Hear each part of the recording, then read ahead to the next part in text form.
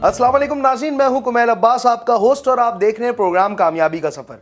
वादे के मुताबिक एक नए मेहमान से आज हम आपको मिलवाने वाले हैं, लेकिन उससे पहले आपको ये बात बताना बहुत ज़रूरी है कि आज का प्रोग्राम कुछ डिफरेंट होने वाला है, क्योंकि अभी तक हम जो भी प्रोग्राम करते रहे उसमें हम ज़रूर एक स्पेसिफिक टारगेट के ऊपर जा रहे होते थे, एक स्पेसिफिक फ्रेम ऑफ माइंड, क्योंकि हर किसी का इंटरेस्ट हर चीज़ में नहीं होता। लेकिन आज जो हम प्रोग्राम करने जा रहे हैं वो एक ऐसे टॉपिक के ऊपर है जिसमें हम बचपन से ही दिलचस्पी लेते हैं, चाहे हम छोटे बच्चों को देखें स्कूल के अंदर या हम कायनात बनाने वाले को देखें, तो जो ये रंग भरने का हुनर है ये हर किसी को बहुत ज़्यादा पसंद आता है।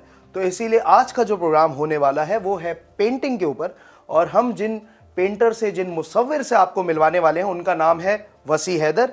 इनका इंट्रोडक्शन ये खुद ही आपको देंगे, लेकिन इनके बारे में एक बहुत दिलचस्प बात मैं आपको बताऊं कि एक नॉवेल था जिसकी 1001 कॉपीज छपी थी, और इन्होंने उसके टाइटल पे 1001 अलग अलग पेंटिंग्स बनाकर उसके टाइटल्स को तैयार किया था। उस नॉवेल का नाम और ये आइडिया इनको कहाँ से आया वो उसके ऊपर भी इनसे बात करते हैं, और कब से ये काम करें ये भी इनसे जानते हैं। आइए आपको इनसे मिलवाते हैं। तो हमारे साथ मौजूद हैं वसी हैदर साहब। अस्सलाम वालेकुम। वालेकुम अस्सलाम। सर, सबसे पहले तो थैंक यू, आपने हमें टाइम दिया, बहुत शुक्रिया। कैसे हैं आप? अल्लाह का शुक्र है जी। तो ये बड़ा एक जो बहुत मज़े की बात है, क्योंकि मैंने बात ही इससे शुरू किया, तो पहले इसी पे आ जाते हैं कि ये जो 1001 नॉवेल्स आपने तैयार किए थे, इनके जो आपने टाइटल्स बनाए थे, ये जो वो मेरे 1001 टाइटल्स जो मैंने बनाए, ये अख्तर रज़ा सलीमी साहब ने उनका नावल जागे हैं ख्वाब में जी, और वो तमाम टाइटल्स जो है वो ओरिजिनल शक्ल में हैं, जो कि डस्ट कवर के तौर पे उसके ऊपर चढ़ाए गए हैं। मैंने उसको कुछ ऐसा लेमिनेशन करा है, कुछ वो आपस में जो है वो रखी भी जाएं किताबें लाइब्रेरी में जी, तो वो डिस्टर्ब ना हो। तो जो नावल, वही एक नावल आपके पास में भी है और किसी और के पास में भी है, तो उसका टाइटल मुख्तलिफ है, उसका टाइटल मुख्तलिफ। तो एक बहुत यूनिक सा काम था जिसके लिए बहुत सारे लोगों ने ये कहा कि इसको गिनीज बुक में जाना चाहिए जी। लेकिन ये कि वो हमारी वहाँ तक पहुँच नहीं हो सकी, उसकी वजह से हम ना जा सके। अच्छा, वजह क्या है? क्योंकि हर इंसान का ख्वाब अलग होता है, तो क्या इसका उससे उससे रिलेट किया आपने इसको या नहीं, असल में वो जो पूरा नावल था वो मैंने शुरू से पढ़ रहा था। जब उनका पहला चैप्टर उन्होंने लिखा था तब भी उन्होंने मुझे भेजते रहे, मैं इस्लामाबाद जाता रहा वहाँ पर। तो ऐसी सूरत में वो नावल तो मैंने समझे कई दफ़ा, 2 दफ़ा पढ़ लिया जी। जब वो हुआ तैयार तो मुझे ऐसा लगा कि इसके लिए एक टाइटल काफ़ी नहीं है, क्योंकि ज़मान और मकान का भी हवाला है उसके अंदर, मेरे तमाम सब्जेक्ट्स उसके अंदर मौजूद थे, जो भी जिन मौज़ूआत को मैंने कहा कि इसके ऊपर जो है ना एक से काम नहीं चल सकता, इसको जो है कुछ ऐसा करा जाए कि तो इसके जो ऑथर थे उन्होंने आपके इस आइडिया को सपोर्ट किया? बहुत ज़्यादा। मैं तो उनका शुक्रगुजार हूँ। एक तो ये कि ये मेरी एक खुशकिस्मती है कि वो एक इतना अच्छा नावल था जिसको जो पाकिस्तान में जो शाया होने वाले नावल, 3-4 नावल्स, बड़े बड़े नावल्स जो थे उनमें कहीं उसका शुमार किया जाने लगा। तो ये मेरी बड़ी खुशकिस्मती है कि उन्होंने भी मुझे सपोर्ट करा, और उसके लिए उन्होंने तकरीबन 6.5 महीने इंतज़ार भी करा कि कोई मसला नहीं है, ये काम आप करें ना। ज़बरदस्त। और ये बहुत एक अहम सा काम हुआ। अच्छा, अब जैसे हमारा प्रोग्राम का टाइटल है कामयाबी का सफ़र जी, तो जाहिर है कि हर सफ़र का जो है एक आगाज़ होता है, और उस आगाज़ से भी पहले एक आइडिया होता है, और उसके लिए अपने आप को जानना बहुत ज़रूरी है कि आप किस काम में अच्छे हैं, आपको कौन सा काम करना चाहिए। तो सबसे पहले ये पेंटिंग का जो आपने जो पहले ब्रश पकड़ के आपने सोचा होगा कि मुझे पेंटर बनना है, ये कितने पुरानी बात है? देखें, ये तो असल में आप इसको कह सकते हैं कि ये एक बिल्कुल ही गॉड गिफ्टेड चीज़ होती है, इसमें कोई शक नहीं है, और अल्लाह इसको कायम दायम भी रखे, तो ये गॉड गिफ्टेड है। तो मुझे तो बचपन में कुछ थोड़ा सा ऐसा महसूस होता था जैसे मैं और दूसरे बच्चों से कुछ मुख्तलिफ महसूस कर रहा हूँ अपने आप को। तो फिर ये हुआ कि 1971 की वार जो मेरे पास में रिकॉर्ड में मौजूद हैं, उसमें जो मैंने महाज पर लड़ते हुए फ़ौजी बनाए, एक ख्याली सी शक्ल थी, वो वाटर कलर में थे। तो 1971 में तो मेरी उम्र तकरीबन 13 साल की थी, और वो मेरे पास में अब तक चीज़ें मौजूद हैं। वहाँ से फिर मैं चलता रहा, फिर आगे कॉलेज में पहुँचा तो वहाँ पर जो है वो मैं स्केचेस लोगों के बनाने लगा, और इस तरह की चीज़ें वो होती नहीं। तो ये रफ्ता रफ्ता ये मेरे अंदर ही मौजूद थी मुसव्वरी, कुछ ऐसा कि जिसके बगैर मैं ज़िंदा नहीं रह सकता, तो शायद ऐसा महसूस हुआ। तो वही चीज़ को कंटिन्यू चलती रही। अच्छा वसी साहब, देखें, जब हम आर्ट्स की बात करते हैं तो हमारे पास बहुत सारे फॉर्म्स हैं इसके। जी जी। इवन एक अच्छा लिखने वाला भी आर्टिस्ट है, एक अच्छा परफॉर्म करने वाला भी आर्टिस्ट है, और एक अच्छी ड्राइंग करने वाला भी। तो अभी आर्ट्स में इतने सारे फॉर्म्स, अगर हम स्पेसिफिकली पेंट्स के ऊपर आते हैं, कलर्स के ऊपर आते हैं, तो जैसे हम अभी थोड़ी देर पहले ही बात कर रहे थे, स्कल्पचर्स पे कलर होता है, स्केचिंग अलग चीज़ है, पेंटिंग अलग है। ट्रक आर्ट के ऊपर मैंने अभी एक एपिसोड किया था, ट्रक आर्ट में भी अब कलर होने लगा है, चटापट्टी का काम होने लगा है। सिंध के अंदर आप चले जाएं तो कलरफुल रलियां बनने लग गई। इस तरफ जब कोई भी आर्टिस्ट जब इस डायरेक्शन में चलता है कि वो एक आर्टिस्ट है, तो स्पेसिफिकली किसी एक जॉनर के ऊपर कैसे काम कर सकता है? देखें, असल में कोई भी फ़नून लतीफ़ा की जितनी भी असनाफ हैं जी, उसमें उन जो भी हैं, तो किसी भी कोई भी शख्स अगर इसकी तरफ आता है तो वो असल में सबसे पहले अपनी ज़ात का इजहार चाहता है, और फिर वो भी उसके सूरत में फिर वो ज़बान का तयन करता है कि मेरी क्या ज़बान होना चाहिए। क्या मेरी म्यूज़िक की ज़बान होना चाहिए, क्या मेरी मुसव्वरी की ज़बान होना चाहिए, शायरी की होना चाहिए, कोई और अफसाना लिखूं या कुछ इस तरह की चीज़ें। तो मुझे ऐसा महसूस हुआ कि मैं इसमें बेहतर तरीके से काम कर सकता। वसी साहब, ये जो एक पेंटिंग का एक स्पेसिफिक टाइप है जो कि हम इसको कहते हैं, एक तो हम कहते हैं कैलीग्राफी हो रही है, तो जिसमें हम राइटिंग कर रहे होते हैं। देखें, कैलीग्राफी तो असल में एक मुसव्वरी का हिस्सा नहीं थी जी, लेकिन उसके बाद में फिर हमारे यहाँ, क्योंकि हम बीइंग अ मुस्लिम, हमने उसमें कुरान शरीफ की आयत और इस तरह की चीज़ें वो लिखना शुरू करी, तो इसको मुसव्वराना खत्ताती कहलाने लगी है। फिर तो मुसव्वराना खत्ताती फाइन आर्ट का, मुसव्वरी का जुज़ ज़रूर बन गई जी, लेकिन लेकिन ये उसका उस हद तक अभी हम उसको कबूल नहीं कर पाए। ठीक है। तो अब जिस टाइप की मैं बात कर रहा था ऑडियंस से, वो बेसिकली हम अक्सर, ज़ाहिर है हम लोगों को इतनी समझ नहीं होती थी जब हम छोटे होते थे, बल्कि अभी भी बहुत सारे यंगस्टर्स मैं जानता हूँ कि हम अक्सर मजाक उड़ा रहे होते हैं, कहते हैं यार वो पेंटर ने जो है ना वो एक हाथ रेड कलर में डुबोया, एक ब्लू में डुबोया और छाप दिए, और उसका नाम हो गया एब्स्ट्रैक्ट आर्ट। ये कोई बहुत पहले की बात है, मेरे ख्याल से 100 साल हो गए होंगे, किसी ने ये शेर कह दिया था कि हम अनन्नास जिससे समझे थे वो औरत निकली। हाँ। तो ये एब्स्ट्रैक्ट फॉर्म तो होती हैं कुछ चीज़ें ऐसी। और मैंने जहाँ आपको ये बात कही ना कि ज़बान, लैंग्वेज, मुसव्वरी की लैंग्वेज में अगर मैं बात कर रहा हूँ, तो इसका मतलब ये नहीं है कि उस ज़बान से आप भी वाकिफ़ हों। हाँ, आप रंगों से ज़रूर वाकिफ़ हैं, बिल्कुल। मतलब ये ऐसे ही बात है कि अगर मैं किसी ज़बान में बात कर रहा हूँ या आप कोई लिखी हुई चीज़ पढ़ रहे हैं, तो आप उसके हुरूफ तहज्जी जो है ना, उनसे तो वाकिफ़ हैं, लेकिन ये कि उनको जोड़ना नहीं आता, उनको लिखना नहीं आता, तो वो वाली चीज़ जब आ जाती है, तो ऐसी सूरत में जो है वो ये ज़रूरी नहीं है कि आप पूरी उसके गहराई में चले जाएं। लेकिन कुछ लोग ऐसे होते हैं जो कि किसी जैसे कि मुसव्वरी की ज़बान से वाकिफ़, मुसव्वरी नहीं करते लेकिन मुसव्वरी की ज़बान से वो वाकिफ़ हैं, वो उनका अंदर का एक मसला होता है। जैसे कि गॉड गिफ्टेड मैंने बात कही, तो ऐसी सूरत में वो इन चीज़ों को बहुत ज़्यादा अप्रिशिएट करते हैं, सराहते हैं और उनसे मोहब्बत करते हैं। वही लोग आर्ट लवर्स कहलाते हैं, वही आर्ट कलेक्टर्स हो जाते हैं। तो नाज़रीन, कलर्स के ऊपर तो हम बात कर ही रहे हैं, लेकिन साथ साथ जो है वो बहुत ज़्यादा ज़रूरी है ये जानना कि जिद्दत और चेंजेस तो माशरा देख ही रहा है, ज़माना बदलता रहता है। तो उस पर पहले बात करते हैं। एक तो बहुत इंपॉर्टेंट सवाल है जो वसी साहब मैं आपसे पूछूंगा कि जिस तरह से चीज़ें चेंज हो रही हैं और अब तो वायरल भी हो जाती हैं आराम से, आपके पास सोशल मीडिया भी आ गया है, एडवर्टीज़मेंट मार्केटिंग की भी इतनी ज़्यादा ज़रूरत लोगों को नहीं पड़ रही, अच्छा काम जो होता है वो वैसे ही वर्ड ऑफ माउथ से फैलने लगा है।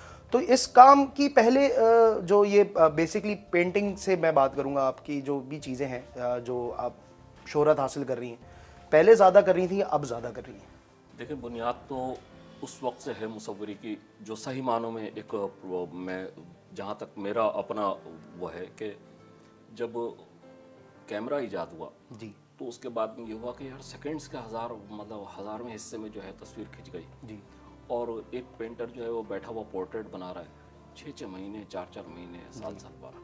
तो ऐसी सूरत में मुसव्विरों ने कहा कि ये कैसी अजीब सी बात हुई, तो उन्होंने कुछ मुख्तलिफ़ किस्म के काम करना शुरू कर दिए। उसके अंदर फिर तहरीकें पैदा हुई, मुख्तलिफ़ किस्म की फॉर्म्स आना शुरू हुई। तो उसमें एक्सप्रेशनिज्म भी आ रहा है, तो इम्प्रेशनिज्म भी आ रहा है, और डाडाइज्म भी आया, और सुरेलिज्म भी आया, और इसी तरह से बहुत सारी चीज़ें आती रहीं जिसको हम एक जगह पे जाके एक आम ज़बान के अंदर ये कह देते हैं कि एब्स्ट्रैक्ट फॉर्म है जी। तो एब्स्ट्रैक्ट फॉर्म कह के असल में हम बहुत सारी चीज़ों से दूर हो जाते हैं जी। उनकी जो गहराई होती है पेंटिंग्स की, या जो टेक्निक्स हैं, या जिस फॉर्म के अंदर या जिस तहरीक के अंदर वो बनी हुई होती हैं, उससे दूर हो जाते हैं।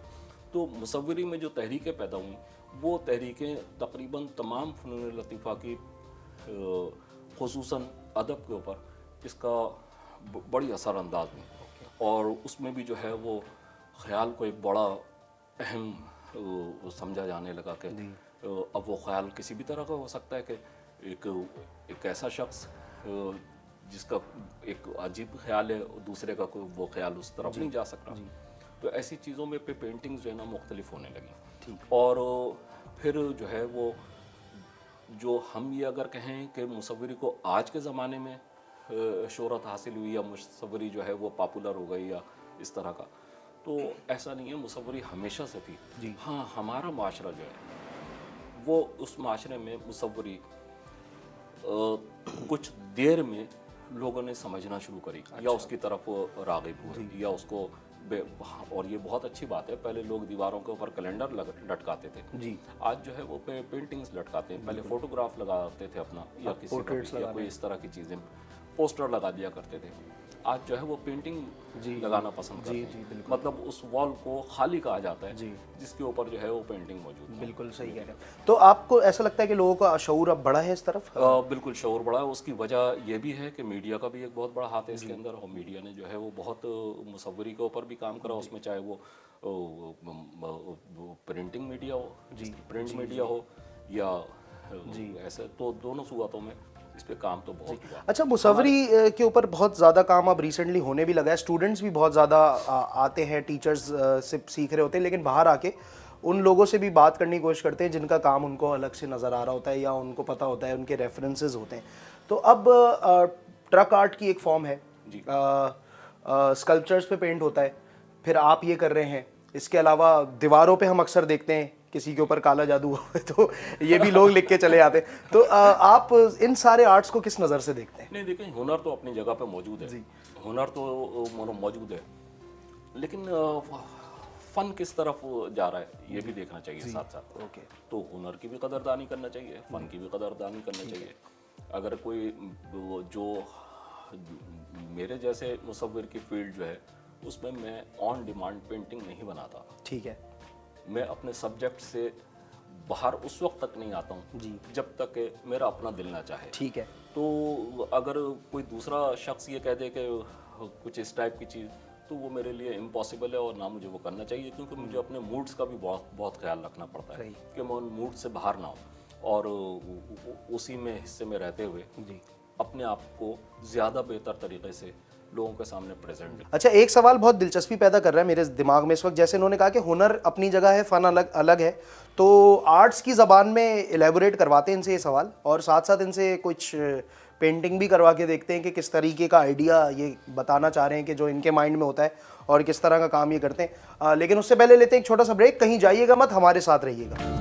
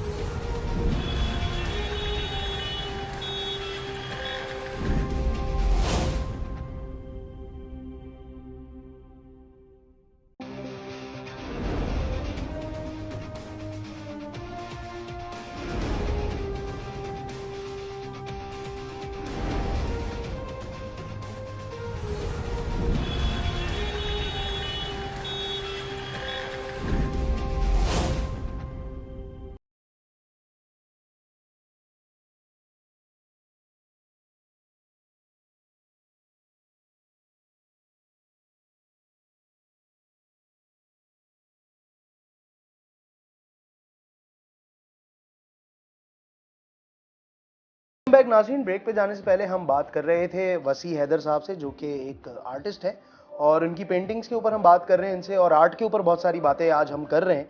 तो कंटिन्यू करते हैं अपनी डिस्कशन, लेकिन मीनवाइल हमारा जो ये छोटा सा सेगमेंट है जिसमें हम प्रैक्टिकली इनसे कुछ पेंटिंग बनवाने वाले हैं, एक जो कि क्या है, क्या इनका आइडिया, वो यही बताएंगे, और बनने के बाद बताएंगे तो ज़्यादा मज़ा आएगा।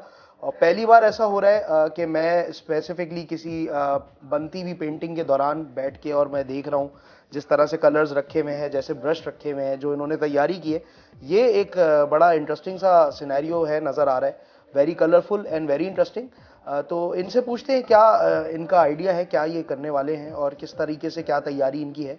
तो वसी साहब, पेंटिंग आप हमारी ऑडियंस को दिखाने वाले हैं लाइव करके। पेंटिंग तो बनाना एक बहुत ही ऐसा काम है कि जिसके अंदर बहुत अच्छा खासा टाइम सर्व हो जाता है। मैं कोई एक ड्राइंग की शक्ल में, कोई कलर के साथ में कुछ ऐसा आप लोगों को, ताकि ये कि देखने वाले भी जरा सा उसकी तरफ हों।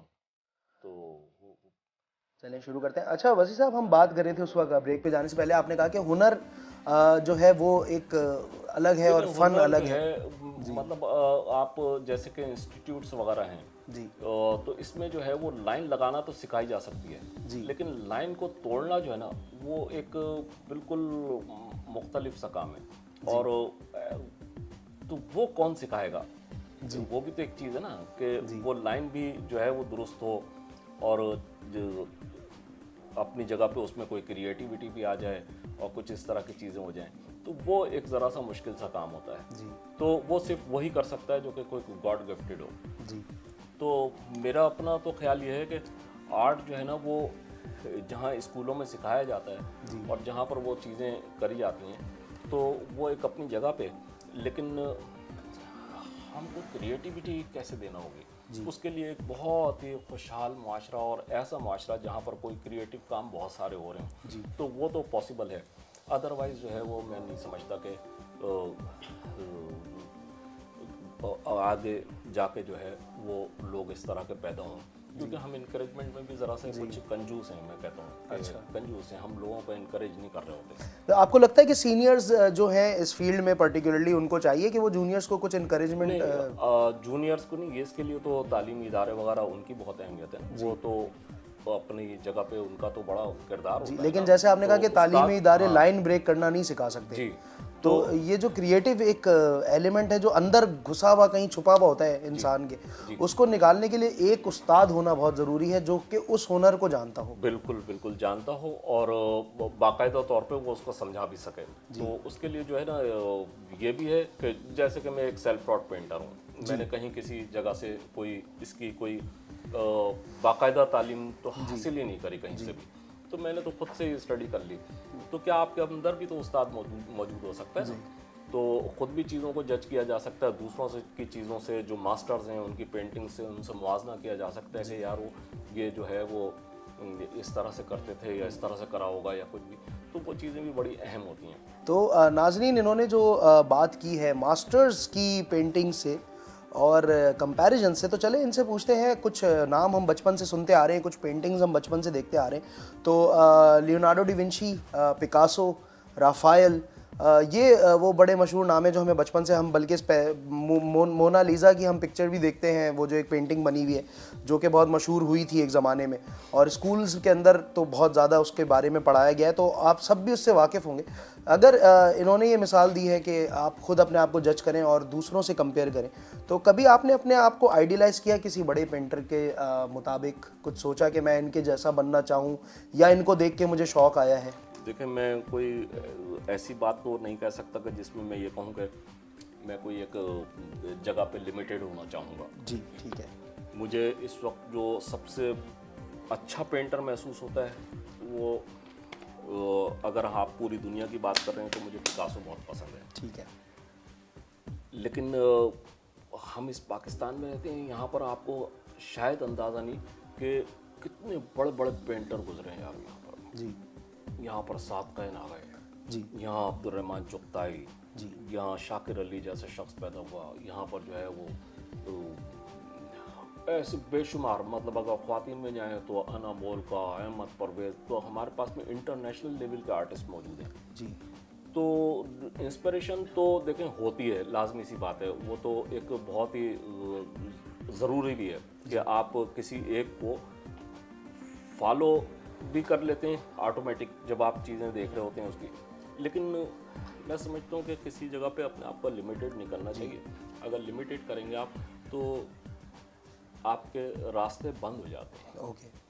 तो क्रिएटिव पेंटर का तो ये काम है कि वो अपने रास्ते खुद ब खुद तलाश करता चला जाए। जी। तो वो कभी ऐसा हुआ कि एक पेंटिंग बनाते बनाते दूसरी पेंटिंग का आइडिया आ जाए? यकीनन ऐसा होता है। और उस काम को रोक देते हैं, फिर आप दूसरा काम शुरू करते हैं? मैं फौरी तौर पे तो कोई भी चीज़ ऐसी जो, क्योंकि देखें मैं एक बिल्कुल वर्सटाइल किस्म का पेंटर हूँ जी मेरे कोई एक नहीं बहुत सारे सब्जेक्ट्स हैं जी जिनके लिए मतलब आप ये कह सकते हैं कि यार वो मतलब हर आर्टिस्ट की कोई एक शनाख्त होती है, तो मेरे कोई एक सब्जेक्ट में शनाख्त नहीं है। मैं जो टाइम एंड स्पेस का भी काम कर रहा होता हूँ, तो मैं फेसेस की भी पेंटिंग्स बना रहा होता हूँ, जो डिफरेंट शेड्स और मूड्स की बात करी मैंने वो जी। फिर इस तरह की चीज़ें तो चल ही रही होती हैं। तो अपने आप को अगर कोई नया आइडिया है जी। तो उसके ऊपर स्टडी करना भी बहुत ज़रूरी है। अच्छा, ओके। मतलब स्टडी से मुराद ये नहीं है कि आप कोई किताबें लेके बैठ जाएं, सिर्फ किताबें भी होती हैं कुछ चीज़ों के मुताल्लिक, लेकिन ये कि आपको अपनी चीज़ों को दुरुस्त करने के लिए अपना भी मुताला करना पड़ता है, अपने आप की भी स्टडी करना पड़ती है कि आया आप इसको किस तरह से करेंगे। ऐसी सूरत में आपके सरफेसेस भी आ जाती हैं कि सरफेस क्या होना चाहिए जी, उसकी डिवीज़न क्या होना चाहिए, तो वो ख्याल जो है उसके मुताबिक भी जो है फिर चीज़ें करी जाती हैं। सही।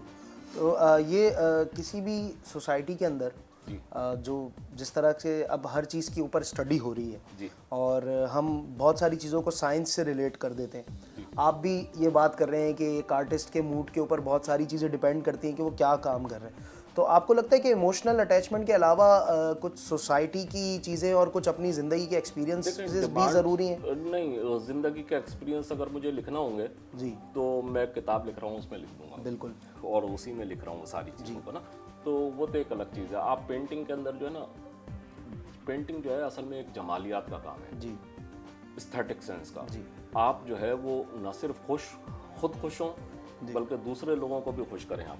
तो आपको आप ये कह सकते हैं कि ये एक सिचुएशनल आर्ट है कि जो जिस वक्त जो सिचुएशन है या जो जिस वक्त जो आइडियोलॉजी है उस वक्त उसको पेंट किया जाए, नहीं, या इसमें कोई लॉन्ग टर्म प्लानिंग भी हो सकती है? इस तरह से नहीं हो सकता जी, लेकिन ये कि आपका जो है वो आपके मूड के ऊपर तो ज़रूर हो सकता है जी, लेकिन सिचुएशंस के ऊपर जो है वो चीज़ नहीं होती। ठीक है। अगर अल्लाह ने जैसे एक बात है कि अगर इस वक्त खुदा ने खासकर जैसे जलजला आ जाए जी, तो क्या मेरा ये काम है कि मैं उस जलजले को पेंट करूं और मैं तबाही को दिखाऊं जी, तो मैं कम से कम इस किस्म का आर्टिस्ट नहीं हूं। ठीक है। तो मैं उस तरह की चीज़ों को पेंट नहीं करता। और हम जैसे अक्सर मूवीज़ में देखते हैं, किताबों में पढ़ते हैं कि कोई पेंटिंग है जो एक आपकी ड्रीम पेंटिंग होती है जिसको बनाने में बड़ा टाइम लग जाता है, ये इन बातों में कुछ सदाकत भी है या ये बस सिर्फ फिल्मों की और नॉवेलों की हद तक है? देखें, ये जो पेंटिंग्स है ना ये मुसव्विर के बच्चों की तरह से होती हैं,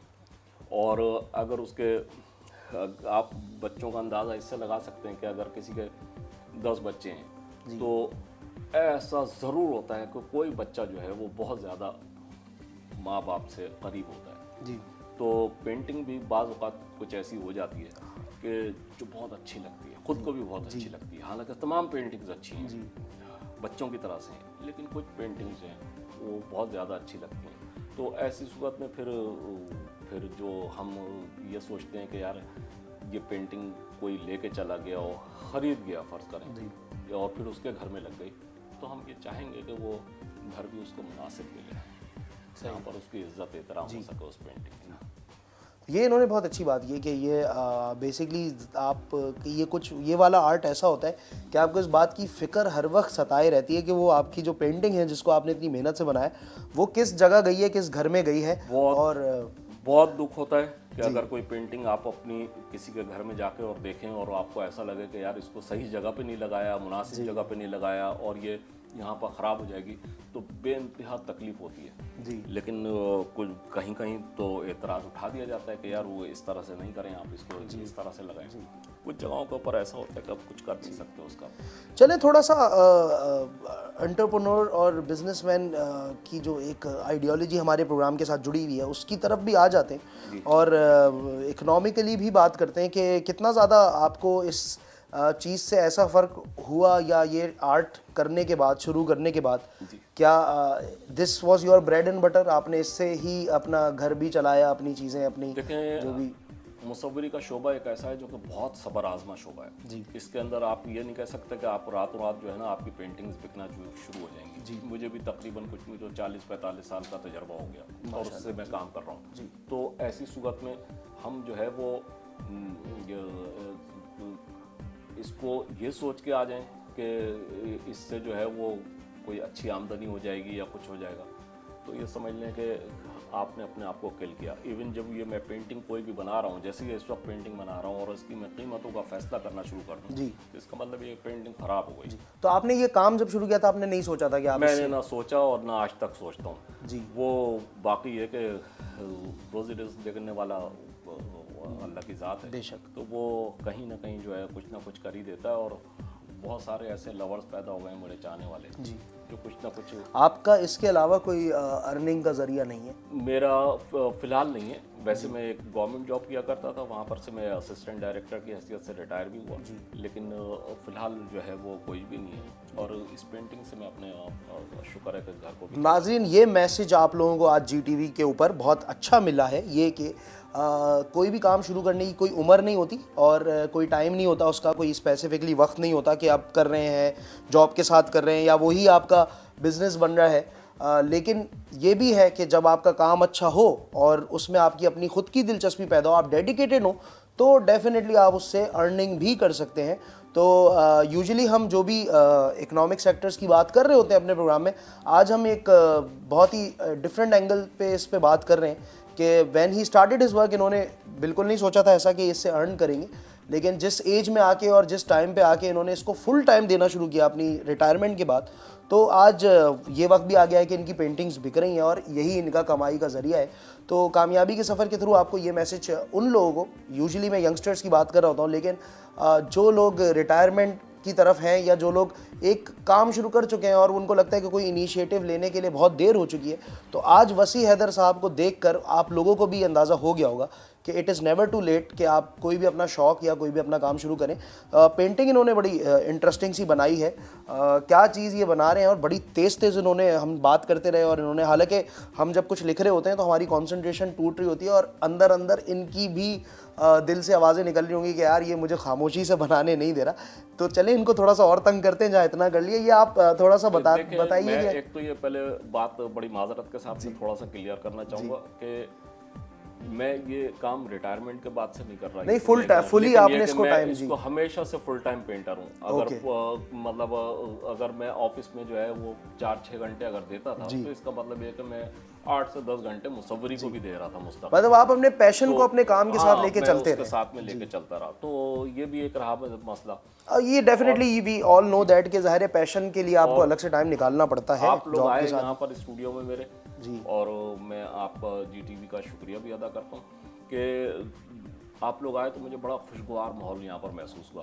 तो मैंने उस खुशगवार माहौल और वो जो आप लोगों की जिंदा दिली थी सब कुछ जी, तो उसकी वजह से मैंने ये कुछ फ्लावर्स वगैरह और इस तरह का एक पॉट बनाया जिसके अंदर मैंने अभी आपको बताया तो मेरा एक सब्जेक्ट है क्योंकि मैं वाज फ्लावर्स और कुछ फूल इस तरह को गुलदान की शक्ल में कोई चीज़ें बनाता हूँ, तो मैंने वही चीज़ बनाई है और उसमें जो है वो कुछ एब्स्ट्रैक्ट फॉर्म में चीज़ें हैं जी, तो उसमें कुछ फूल वूल भी खिलते हुए दिखाए हैं और ग्रीनरी भी दिखाई है। ठीक है, तो और इस तरह थैंक यू। आपने बात करते करते पेंटिंग बनाई, लेकिन ये थैंक यू प्रोग्राम के अख्तिताम का थैंक यू नहीं है, ये इस सेगमेंट की क्लोजिंग का थैंक यू है, क्योंकि ये सेगमेंट तो क्लोज हुआ है, इनसे कुछ बातें हम और करेंगे, लेकिन उससे पहले लेंगे एक छोटा सा ब्रेक। कहीं जाइएगा मत, हमारे साथ रहिए।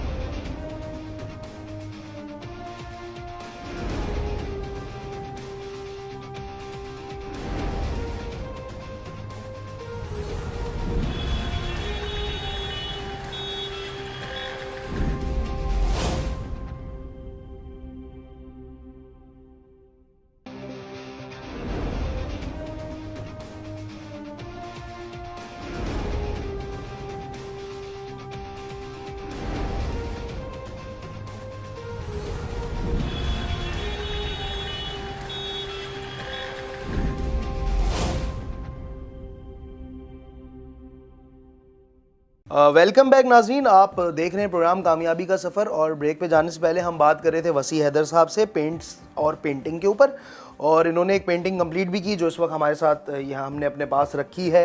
देखने के लिए इसको बहुत गौर से, क्योंकि ये गुलदस्ता और ये फूल और जो इन्होंने जिस खुश अखलाक़ी से और जिस तरीके से इन्होंने हमें टाइम दिया, जो बातें इन्होंने बताई हमें पेंट्स के बारे में, आर्ट के बारे में, वो बहुत ज़्यादा यकीनन आप लोगों ने भी इंजॉय की होगी। और गुलदस्ते को देखकर मुझे वो एक शेर भी याद आ गया कि उनकी गली से गुज़रे एक अजीब इत्तेफाक था, उन्होंने फूल फेंका गुलदस्ता भी साथ था। तो बड़ा चीज़ी सा शेर है, लेकिन गुलदस्ता देखकर मुझे इस वक्त जहन में ये आ रहा है। इनसे पूछता हूँ कि जो पर्टिकुलरली जिस तरीके से इन्होंने डिज़ाइन किया है, ज़ाहिर है आपको स्पेसिफिकली फ्लावर्स नहीं नज़र आ रहे, आपको पत्ते नज़र नहीं आ रहे, लेकिन इसको देख के आप ये फील कर सकते हैं कि ये एक पॉट है और कुछ ग्रीनरी है, और जो फूल वो रेड कलर में है वो डेफिनेटली फूल हैं। जो आर्ट्स की ज़बान की आप शुरू में बात कर रहे थे, तो ये क्या स्पेसिफिकली ज़रूरी ऐसा होता है कि आप डेफिनेट शेप ना दें चीज़ों को, ये ज़रूरी है? ये ज़रूरी नहीं है जी। जितना आपने जल्दी में जो बात कही और पेंटिंग मुझे बनाने के लिए, ड्राइंग बनाने के लिए जो बात कही, तो उसमें इतनी तेज़ी के साथ में यही बेहतर चीज़ हो सकती थी। और लाजमी बात है आप लोग आए यहाँ पर, इतना अच्छा माहौल बना और सब कुछ, बड़ा खुशी हुई। Thank you. और सब बड़े जिंदा दिल लोग हैं, आपकी पूरी टीम बहुत जिंदा दिल है जी। तो ऐसी सूरत में मैंने कहा यार वो कोई गुलदस्ता तो होना चाहिए। ठीक। अच्छा, इसकी जो सिग्निफिकेंस है इन ये एक हम जब कभी कोई टाइपिंग कर रहे होते हैं या कोई जगह पे कुछ लिख रहे होते हैं, तो एक चीज़ होती है शॉर्ट हैंड। उसमें ऐसा होता है कि आप कुछ सिग्नल्स बना लेते हैं और वो पूरी बातें समझ आ जाती हैं। आर्ट्स में भी यूजुअली पेंटिंग में इस तरह की चीज़ें यूज इस्तेमाल किया जाता है, सिंबल्स होते हैं और सिंबल्स का इस्तेमाल किया जाता है। इसमें भी जो है वो सिंबॉलिक ही है, ये इसको सिंबॉलिक कहेंगे आपको कि मैंने जो है वो ग्रीन कलर या ब्राउन कलर का इस्तेमाल करके पॉट बना दिया और ग्रीन कलर का इस्तेमाल करके जो है वो पत्ते वगैरह बना दिए, इस तरह की चीज़ें, और फिर रेड कलर को इस्तेमाल करके जो है। अच्छा वसी साहब, हम जब बात कर रहे थे तो आपने एक बहुत इंटरेस्टिंग बात हमें बताई थी कि जो लैंग्वेज एक आर्टिस्ट की होती है वो ज़रूरी नहीं है कि दूसरे लोगों को भी समझ आए। लेकिन चले हम इस पेंटिंग का तो आपने हमें बताया कि क्योंकि आपने बहुत स्पीड में बनाई, बट उसके बावजूद हम इसको सिंबलाइज कर पा रहे हैं, हमें समझ आ रहा है कि ग्रीन कलर से क्या मतलब है और रेड से क्या मतलब है। लेकिन जो ये एब्स्ट्रैक्ट फॉर्म होती है आर्ट्स की, इसके सिग्नल्स को दूसरे लोग भी कैच कर पाएँ, ये क्यों ज़रूरी नहीं है? देखिए ऐसी सूरत में हो सकता है कि उनकी या तो आर्ट की स्टडी कुछ थोड़ी बहुत होना चाहिए, कि वो आर्ट की जो मुख्तलिफ फॉर्म्स हैं, जो मुख्तलिफ उसकी तहरीकें हैं, उनको वो समझते हों, और फिर साथ साथ उनका अपना एक ज़ाती इंटरेस्ट भी मौजूद हो। जिस तरह का एक आर्टिस्ट पैदा होता है, इसी तरह का एक आर्ट लवर भी तो पैदा होता है ना। तो वो आर्ट लवर जो है उसको तमाम चीज़ों से दिलचस्पी होना चाहिए, वो जानने की कोशिश करे, वो उनको समझने की कोशिश करे, उनसे महसूस हो, उनको एंजॉय करे। तो ऐसी सूरत में वो तमाम चीज़ें जो है पॉसिबल हैं। और अदरवाइज़ जो है वो एक आम इंसान के लिए या एक ऐसा शख्स जिसको कोई दिलचस्पी नहीं है इन चीज़ों से, तो वो इसको इतना नोटिस नहीं लेगा इन चीज़ों का। अच्छा, और वैसे भी ये जो आर्ट है वो हम ये कहते हैं कि ये आवाम के लिए नहीं है, ये खवास के लिए है। लेकिन मेरी इतनी ख्वाहिश ये है कि इसको इस हद तक फैलाया जाए कि ये आवाम में से बहुत सारे खवास पैदा कर दे। ठीक है। चले वसी साहब, एक मौका आपको देते हैं दुनिया जहान के आर्टिस्ट्स को डिफेंड करने का, क्योंकि ज़ाहिर है आपको इतना तजुर्बा भी है और ये आपका शौक़ भी है। हम आर्ट पे पर्टिकुलरली बात करेंगे तो हम हमेशा कोशिश ये करते हैं, हम हमेशा सुनते भी आ रहे हैं और हमने ये देखा भी है कि आर्ट की कोई बाउंड्री नहीं है। चाहे वो नुसरत फ़तेह अली ख़ान साहब हों, चाहे मुन्नी बेगम हो, और इस तरह के बहुत सारे दीगर आर्टिस्ट, अगर एक्टर्स की हम बात करें तो इसके अलावा जो पेंटिंग्स की हम बात करते हैं तो डेफिनेटली हमारे बहुत सारे पेंटर्स ऐसे गुजरे हैं जिन्होंने और अभी भी काम कर रहे हैं, जिनका काम बाहर जाता है। ट्रक आर्ट का हमें पता चला था कि जी वाशिंगटन डीसी में एक ट्रक खड़ा हुआ है, तो इंटरनेशनली बहुत पजीराई हमारे कामों को तो मिल जाती है।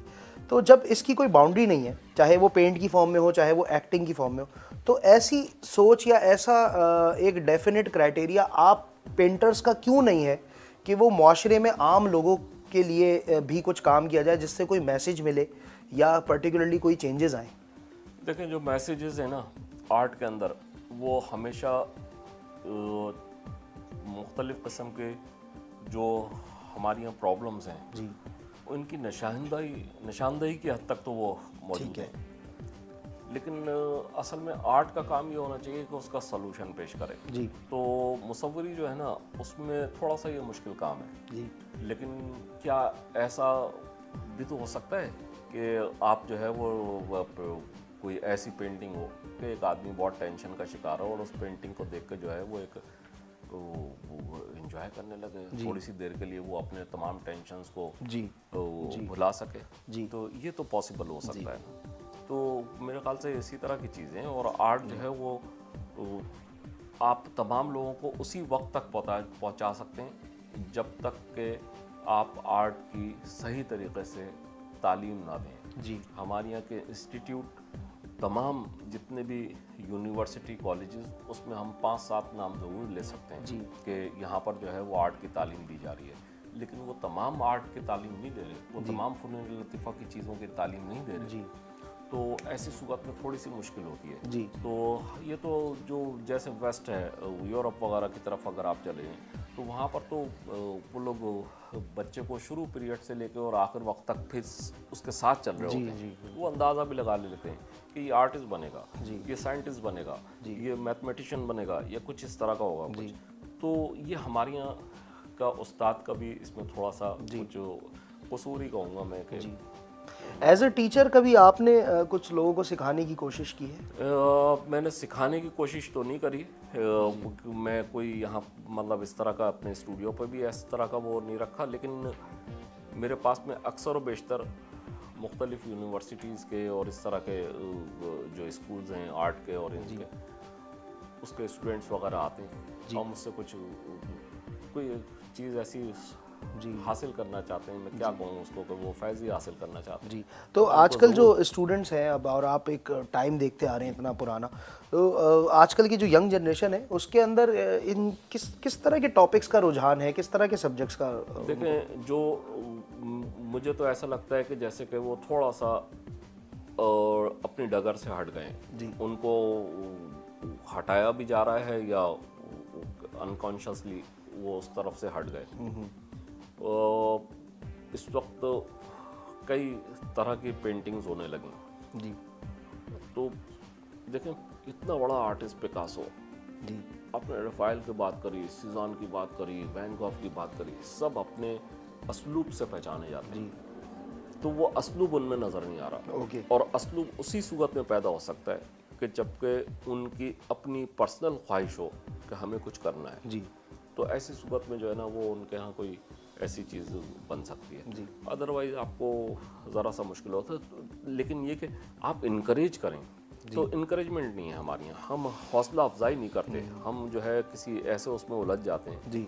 तो चलें, बहुत सारे स्टूडेंट्स और बहुत सारे आर्टिस्ट आज आपको देख रहे होंगे, कोई मैसेज आप यंग जनरेशन को देना चाहते हैं हमारे प्रोग्राम के? मैं तो सिर्फ ये मैसेज दूंगा कि जितने भी लोग आर्ट की फील्ड, खुसूसन मुसव्वरी की फील्ड में, चाहे वो दूसरी जमात का बच्चा हो, चाहे वो 5वीं क्लास का बच्चा हो, चाहे वो बच्ची हो, कोई भी, तो या आगे ऊपर, तो मैं उनके लिए यही कहूँगा कि जिस चीज़ का उनको शौक़ है, ज़रूरी नहीं है कि वो मुसव्वरी, जिस तरफ उनका रुझान है वो उस रुझान पे अपनी पूरी तवज्जो दें, और उनके जो अतराफ़ के लोग हैं, उनके पेरेंट्स हैं, उनके बहन भाई हैं, उनके रिश्तेदार हैं, दोस्त अहबाब जो भी हैं, वो सब उनकी हौसला अफजाई करें, ताकि एक ऐसा माशरा डेवलप हो सके जिसमें बहुत सारे फ़नकार टाइप के लोग मौजूद हैं। ठीक है। और देखें, फ़न की एक जो भी, जैसे कि मैं मुसव्वरी कर रहा हूँ, मुझे कतई कोई चीज़ नहीं मालूम है कि बाहर जो है वो क्या हो रहा है जी। तो होना भी चाहिए, लेकिन मैं कि बहुत सारी खुराफात से भी दूर हो जाता है। जिस तरह का हम चाहते हैं ना कि अमन हो शहर में या कुछ हो, तो वो ऐसी सूरत में ही पैदा हो सकता है जब आप लोगों को बुराइयों से रोशनास ना कराएं, आप बुराइयों की निशानदही ना करें, आप अच्छाइयों की निशानदही करें कि हमारे यहाँ ये लोग मौजूद हैं, हमारे यहाँ ये काम हो रहा है, हमारे यहाँ ये चीज़ें जो है वो हमने तरक्की कर ली है, हमने जो है वो इस तरह की चीज़ें ईजाद कर ली। ये चीज़ें बताने से जो है ना एक शौक़ और वलवला पैदा होता है। और जब आप ये वो चीज़ें बयान करना शुरू कर दें कि फ़लानी जगह पे ये ज़्यादती हो गई, फ़लानी जगह पे ये फायरिंग हो गई, फ़लानी जगह पे ये काउंटर हो गया, तो ऐसी सूरत में मुआशरा जो है ना हरासमेंट का शिकार ही रहता है। वो हरासमेंट का शिकार रहता है। तो आपने सुकून भी फराहम करना होता है। तो सुकून की भी आपने बात की और आपने कहा जैसे कि लोगों के मूड्स अच्छे हो जाते हैं कुछ पेंटिंग्स देखकर। हम लोगों को एक एज अ लेमैन बहुत सारा एक हम लोगों का एक छोटा सा रुझान ये है, हमें समझ ये आता है कि पेंटिंग्स यूजुअली और गज़लें ये दो फॉर्म्स आर्ट की ऐसी है जिसको हम समझते हैं कि ये सैड मूड में ही बनती हैं और सैड लोगों के लिए होती हैं। तो क्या इसमें इमोशंस की मेजॉरिटी शामिल है? आपको ऐसा लगता है कि पेंटिंग्स डिप्रेसिंग ज़्यादा होती हैं? नहीं, डिप्रेसिंग तो एक बिल्कुल मुख्तलिफ लफ्ज़ है, लेकिन ये कि मूड्स जो हैं वो पेंटिंग हो चाहे वो मौसीकी हो, दोनों में मूड का पता चलता है। और अगर वो कहीं पर सैडनेस है तो हम उसको डिप्रेसिंग नहीं कह सकते, हम वो उसको वो नहीं कह सकते कि देखें किसी भी फनकार के लिए मतलब वो सही मानों में इंसान ही नहीं जिसके अंदर यासियत का पहलू ना हो। बेशक बेशक। तो ऐसी सूरत में फनकार तो एक किसी और कैटेगरी में, ऐसी कैटेगरी में खड़ा हुआ है जी। तो वो अगर यासियत का शिकार नहीं है तो इसका मतलब ये कि वो फनकार कहाँ से हो सकता है? बिल्कुल। तो हर वक्त जो है वो आप रॉक एंड रोल नहीं हो सकते जी, आपके अलग अलग मूड्स होंगे और उसी के आपके हिसाब से आपकी अलग-अलग चीज़ें moods हैं जी। बन रही होंगी। और ये एक चीज़ और मुझे आप थोड़ा सा बताइएगा जो कि अभी इस वक्त आजकल अब हालात की आपने बात की, इतना ज़्यादा चीज़ों में तेज़ी आती जा रही है, बहुत ज़्यादा आपको कहीं कहीं मुश्किलात होती हैं ट्रैफिक में, बिजली में, महंगाई में। जिन लोगों को इन चीज़ों का शौक़ है जो अभी इनिशियल लेवल पे हैं, आप थोड़ा सा गाइड करिएगा हमारे यंगस्टर्स को कि ये कितना एक्सपेंसिव शौक़ है। अगर आप कैनवस लेते हैं, ब्रशेज़ लेते हैं, पेंट्स लेते हैं, तो आपकी अपनी ख़ुद की इन्वेस्टमेंट कितनी इसमें आपको चाहिए? देखिए मेरे ख्याल से फ़नून लतीफ़ा में जो है ना, ये दो शोबे ऐसे हैं, एक म्यूज़िक का और एक मुसव्वरी का। ये दो शोबे ऐसे हैं जिसमें पैसा तो इन्वॉल्व होता है। हमको मुसव्वरों को कैनवस भी चाहिए, कलर भी चाहिए और फिर पूरा वो हॉल भी बनाना पड़ता है, तो ये चीज़ें भी बहुत ज़रूरी हैं।